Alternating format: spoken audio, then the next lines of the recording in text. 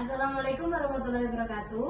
Perkenalkan, kami dari kelompok 2 ingin menyampaikan materi kami dengan judul Manajemen Pendidikan MI atau SD. Perkenalkan, nama saya Eva Balkis Julieta Sudibyo dengan NIM terakhir 129. Saya Rizal Rosida dengan NIM akhir 136. Saya Rahma Ramadhani, NIM terakhir 135. Manajemen pendidikan adalah disiplin yang berkaitan dengan perencanaan, pengorganisasian, pelaksanaan, dan pengawasan berbagai aspek pendidikan di lembaga pendidikan, seperti sekolah, universitas, atau lembaga pelatihan.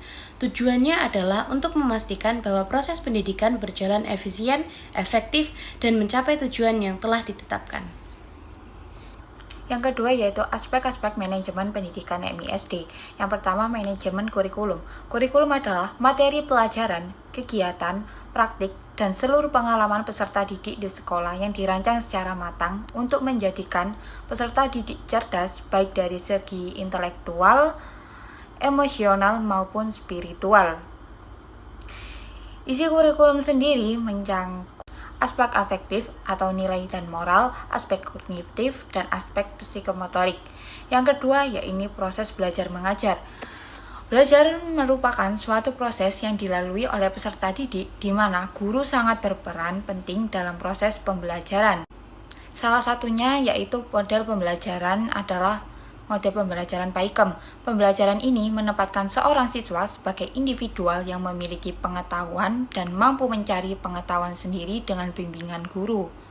Yang ketiga yaitu biaya pendidikan. Dalam Undang-Undang Nomor 20 Tahun 2003 Pasal 46 dan 47 dijelaskan bahwa dana pendidikan menjadi tanggung jawab bersama antara pemerintah, pemerintah daerah, dan masyarakat. Pendidikan yang baik adalah pendidikan yang disokong oleh biaya yang memadai. Nantinya, biaya tersebut akan digunakan untuk membangun sarana dan prasarana yang dibutuhkan oleh sekolah. Yang keempat yaitu sarana dan prasarana. Sekolah menyediakan sarana sebagai pengembangan raga siswa, pikir, dan rasa seperti masjid, perpustakaan, tempat olahraga, laboratorium. Tanpa adanya sarana yang baik, maka proses belajar mengajar tidak akan berjalan dengan apa yang diinginkan. Yang terakhir yaitu evaluasi. Evaluasi merupakan proses penilaian ketercapaian kompetensi belajar peserta didik.